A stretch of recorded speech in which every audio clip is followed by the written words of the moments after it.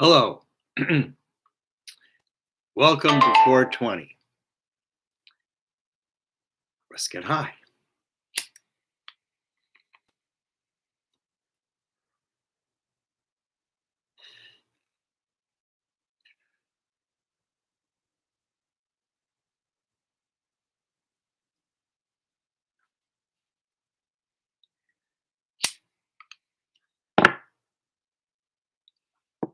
Yeah, I was thinking about it, waiting for the clock to turn 420, and realized that, I have this thing with stage fright.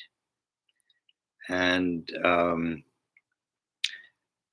even before I write, I always get this stage fright. And it's just a weird kind of thing. So, smoking like takes away the stage fright. Lots of things it takes away. Anyways, someone was bugging me yesterday, asking me all these questions. Obviously wasn't listening to anything, it was just writing. And I said today, I'd talk about Jesus, but I already talked about Jesus, so you can look it up. Nonetheless, there's another aspect of Jesus that I'd like to talk about, which is that, and which this guy mentioned that Jesus is God. So the first thing I wanted to correct is that anything that someone says is God, anything, the highest thing, the lowest thing, whatever a person thinks is God is not. And it is kind of a Jewish just generalization, I guess. It's a Jewish thing. I mean, it's, people saying God's this, God's that. There's nothing in creation that is anything the likeness of God. Why? Because creation is made from the physical and the spiritual. That's creation. There's nothing else. You go beneath the sea, it's still physical. You go up beyond the heavens, it's still spiritual. That's all there is. And the physical and the spiritual, according to the Kabbalah, is made out of 10, which we know is the tree of life. 10 components of the tree of life, arranged in different ways in different worlds. In our world, it's made in 3 triangles that are hung on 3 pillars: the right, the left, and the center. And that is the form of the head, is the form of the torso and the arms, and the form of the hips, the legs, and the sex. 3 triangles making 9, and the power to speak, which is what separates us from the animal, is our power to articulate thoughts into words, where animals are more that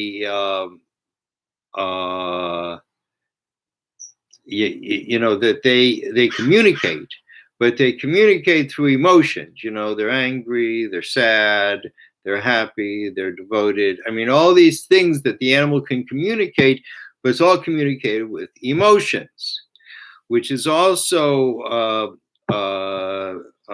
depicted in that animals, go on all fours. I mean, the head and the heart are on the same level. And the head's always looking down in the ground. And one of the things about the human being is we stand erect, and the head is above the heart. Head, heart, sex. I mean, that's the way we're made. And on these 3 pillars of right, left, and center. And yet all of this is spiritual. The soul is spiritual.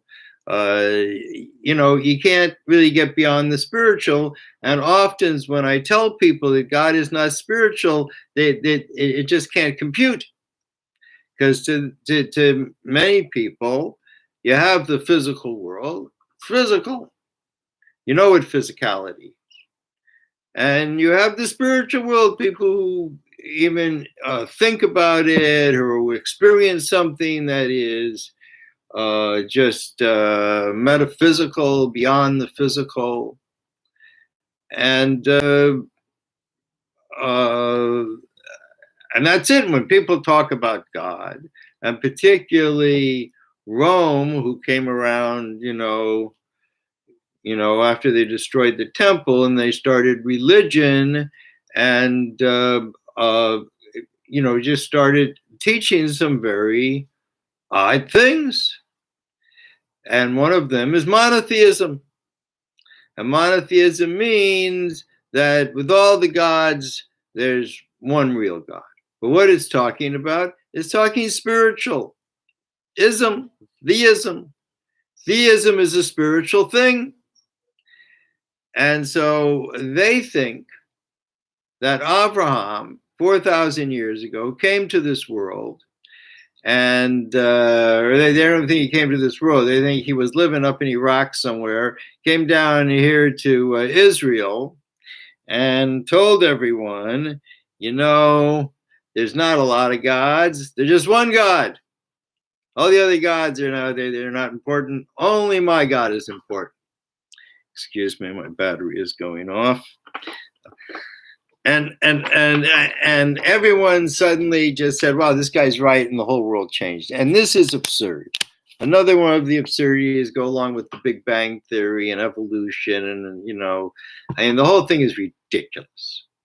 But what is true, and what fits those times when people understood, everyone could look out and see, there's a creator. We're all created. No one's, at least in that time, would say otherwise. But the question is, where is the creator? God created us and created the stars, and we see how everything is connected and how life is followed on. But, this was probably just like a hobby for God. Did it and moved on. So the question is, where is God? And even those people who, they saw the spirituality. It wasn't something they believed. They saw it. It was reality. They knew there was a spiritual world and a physical world, and there was a creator. And as far as they could see, the creator, whoever the creator is, had moved on. And it worked because of the stars and the planets, and that's who they prayed to, with a logical conclusion. Abraham came and said, no, you're wrong. What's true is God loves this world, and God loves everyone in this world. And what God wants is to be known in this world, because this is the lowest world in creation. And that's what God wanted originally in creation, is to be, to be known in low, and that's us. We're low. There's nothing lower than us. We are like the final mirror of creation. The light comes here and bounces back according to what we do. So,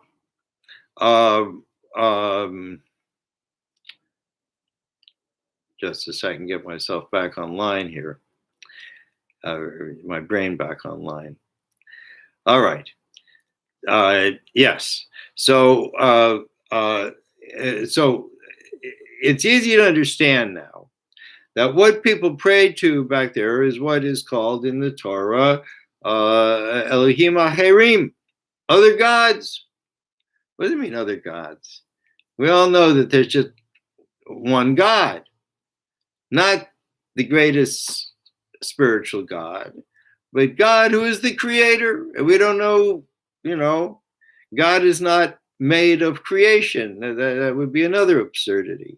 To say God is, some people say that if you took everything together, the physical and spiritual, and put it into one, like one container, that it wouldn't make a drop in the ocean of God. And so to consider God to be a spiritual is really, downgrading God. But the creator is not of creation.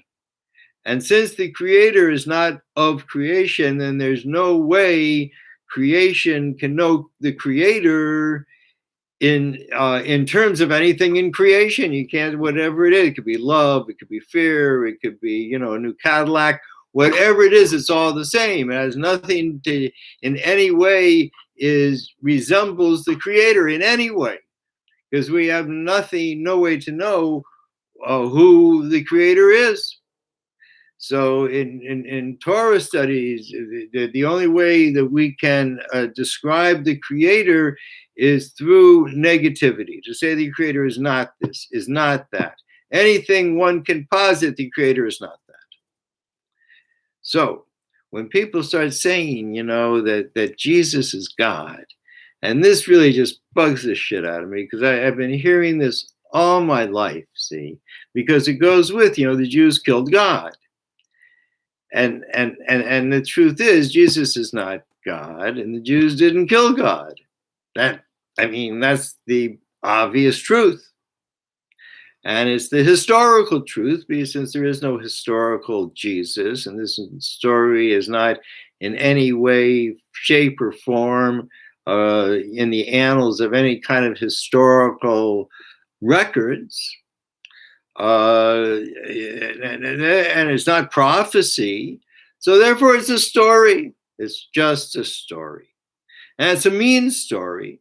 It's a racist story. It's an anti-Semitic story, and it has inflicted huge amounts of harm upon the Jewish people, and really upon the whole world. One of the reasons, one of the spiritual reasons why the Jewish people had their temple burnt down, had our temple burnt down 2,000 years ago by Rome, and were taken, by the Roman fist and scattered throughout the world. And the people asked, why did God do this to us? All right, after, it's been like 1,500 years since we got the Torah, and maybe we don't do it on the same level, and there were lots of problems in the temple, and there was corruption, and all right, and maybe the temple had to be destroyed. But why did people have to be sent out? So one of the answers given by the great sages is that it says in the Talmud, why were the Jewish people exiled from Israel? Because of sinas chinam, because they eagerly hated one another. It was kind of like a competition, like Cal hates Stanford. There's really nothing there, but people made this stuff up, and that becomes the main idea. Excuse me, this is my doctor. Hello. Hello?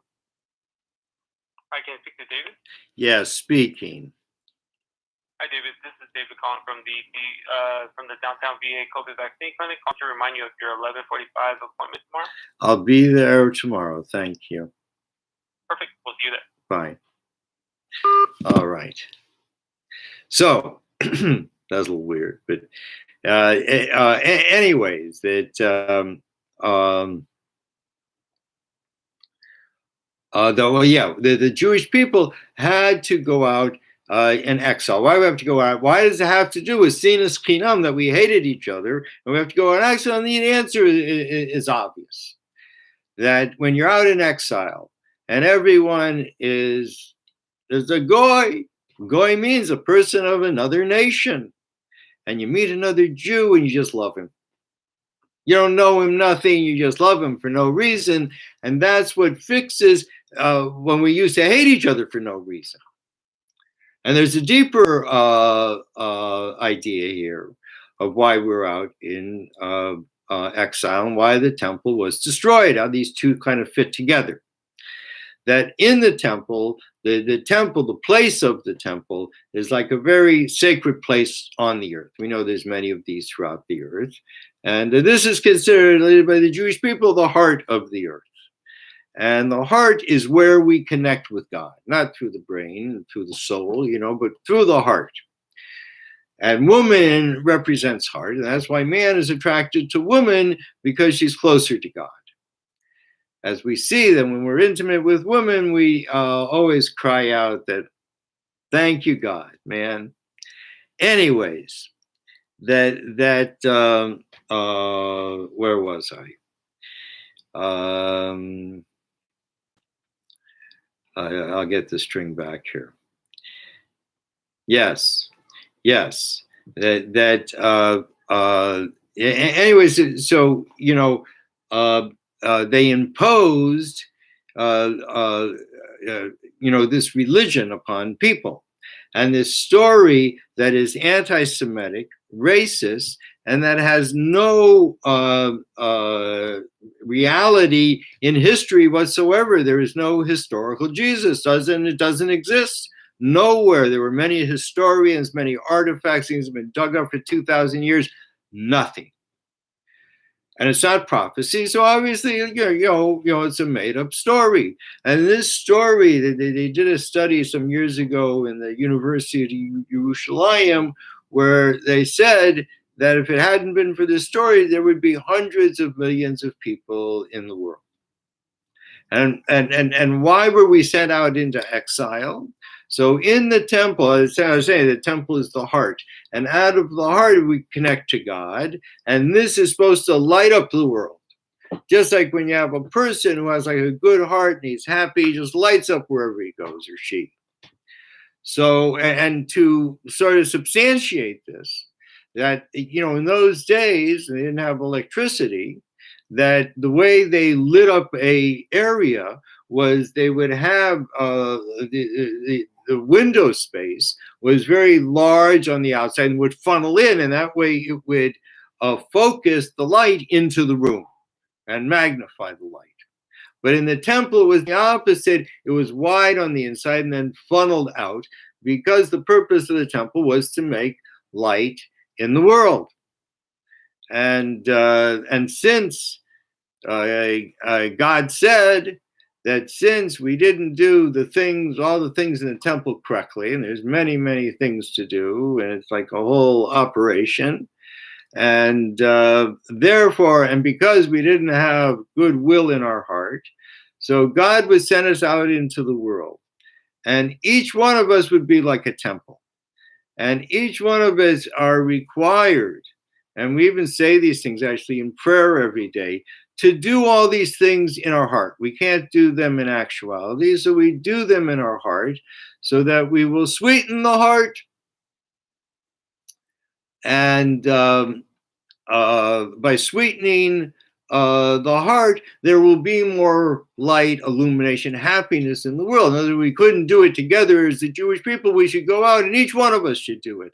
And certainly that is the purpose of the Jewish people, because we are the conduit of this very special light in the Torah, which describes the world, the human being and the world, and even the cosmos in 613 sections divided up, 248 limbs and 365 connecting tissues.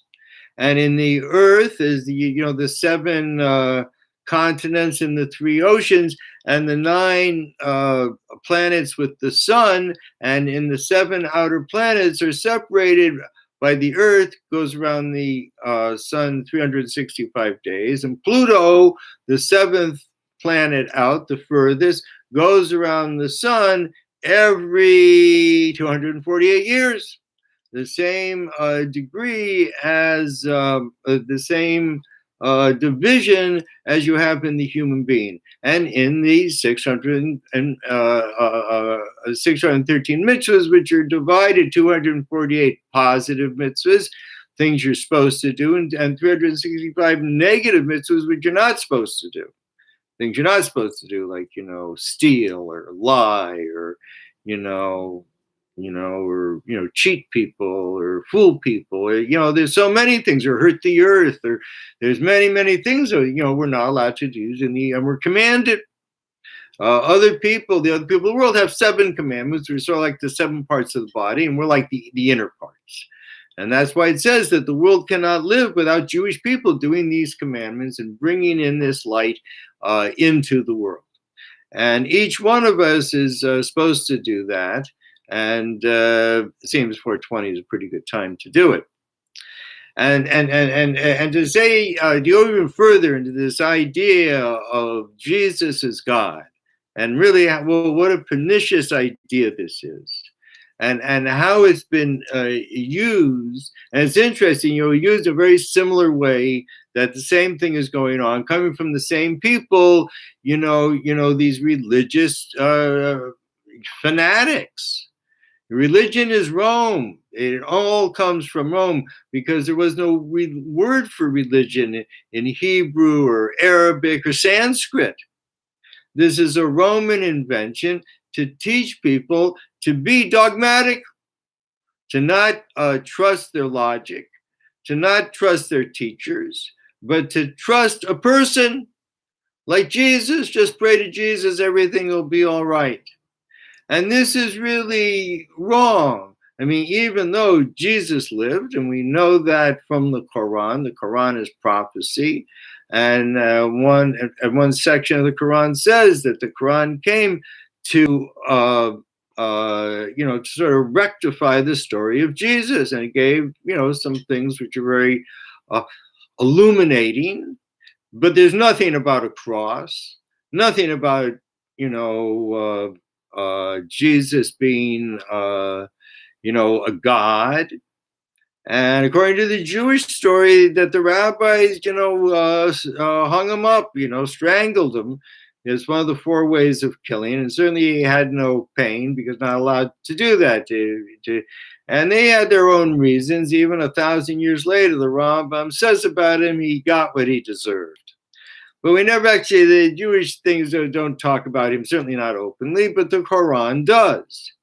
And there's many things in the Quran about Jesus, but nothing that is anything like what's in the Bible. And so, I've learned from the Quran that Jesus is a prophet, and I respect that. But I hate to see Jesus nailed to a cross. I've been seeing this all my life. And I'm a Jewish person. How can you do that? How can you take an effigy of a Jewish person and make a mockery of one of the most important ideas in Torah, which is Bias HaMashiach, the coming of Mashiach? And what will Mashiach do? Mashiach will bring a new knowledge that will be like oil upon water, that the Torah is water, and this will even float upon the Torah. And with it, you can light a flame that will illuminate the world and bring us into the 1,000 years of woman and the 1,000 years of peace. And there is no hell. All souls go to heaven. And the worst aspect, the worst thing of going to heaven, the biggest pain of going to heaven is embarrassment. And if one, it's like you're praising the acts, not you, I don't know who you are, but I mean, people who pray to anything spiritual are like a person praising the axe instead of the woodsman. The woodsman, he's the one, the axe, that's just a vehicle. And, one of the stories in Torah, which is assumed to be about Jesus, is in the Talmud, is that Onkelos, who was a prince from Rome, wanted to know if he should convert to become Jewish. And eventually he did. And so, but he was able to bring down these different souls. And he brought the soul of Jesus down. He brought a few, and they all told him, don't do it, fight against the Jews. We brought Jesus down, and he said, no, it'd be good to be Jewish. It's hard to be Jewish, but it'd be good to be Jewish. And so he asked him, in the end, I mean, what's happening to you? And he says, I seethe in a pool of excrement. And what I think that means is that everyone's putting their shit on Jesus. And what can Jesus do? Jesus could do a little bit. Jesus could pray to God to help these people, poor people. But you should be going right to God, or you should be going to Jesus. Hey, Jesus, I feel a connection with you. Please pray to God for me. I don't feel I can pray to God. So good. The Semitic people, the Jews and the Arabs, we we're not allowed to do that. But other people are allowed to do that. If you feel you just can't approach God, you don't understand how to speak to that which is not physical or spiritual, it just blows your mind. So you can take a relative, you could take someone that you admire, you could take Elvis. And he was a very cool guy, Elvis, and really changed the world. And I'm sure there's people out there who pray to Elvis, but the right way to pray to him is to say, Elvis, I think you're the best dude in the world. Please pray to God for me. You're in heaven. You're a little closer to the light. Pray to God for me. And that's all right. We should pray directly to God because God is here everywhere for everybody all the time. All right. So I have a few more minutes. I wanted to invite people to ask questions. If you have any questions, then maybe I could answer. Because that's really part of teaching is encouraging questions. They say if people don't question, then no one's learning anything. And also let me mention that I have my website, dovidhouse.com. I'm making a publishing, it's a publishing house. I published my first book on it. I published others other places, but and it's called Sex, a Metaphor to History, Trump 777 and the 1,000 Years of History. And the 1,000 Years of Woman, 1,000 Years of Woman.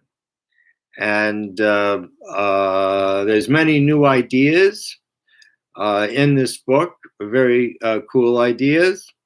I also, one of my other books is called Kabbalistic Tarot. Tarot spelled backwards is Torah. And this is a Jewish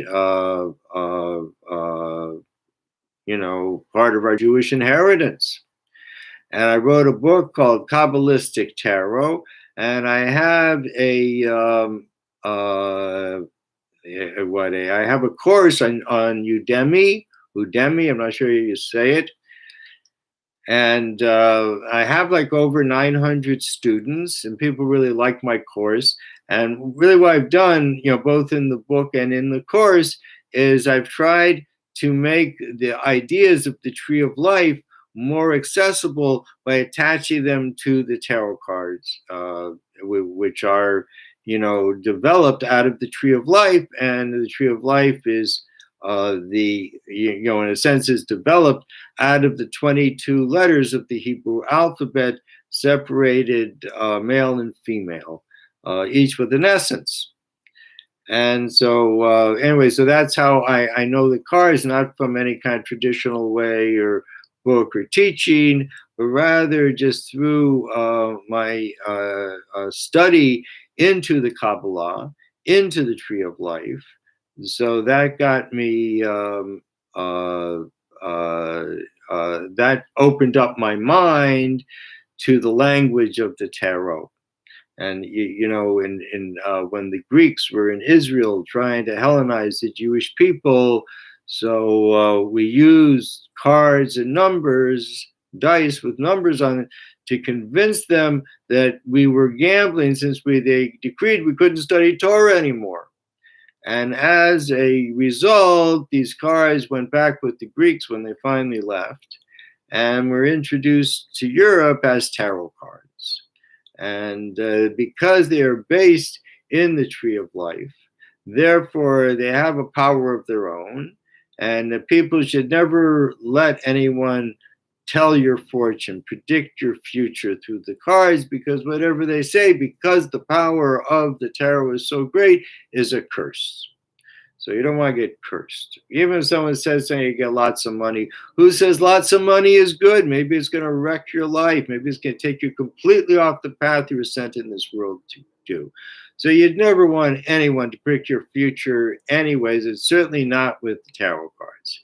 But the way I use the tarot is a way to help people understand the formation of the Tree of Life and how it is actuated in the human body. All right, so have at it. So, I've kind of challenged myself to try to do 30 minutes Monday through Thursday. So my 30 minutes are up. No one asked me any questions, but thank you for listening. And those who will listen in the future, and go to my website and get high. That's a good advice. See ya.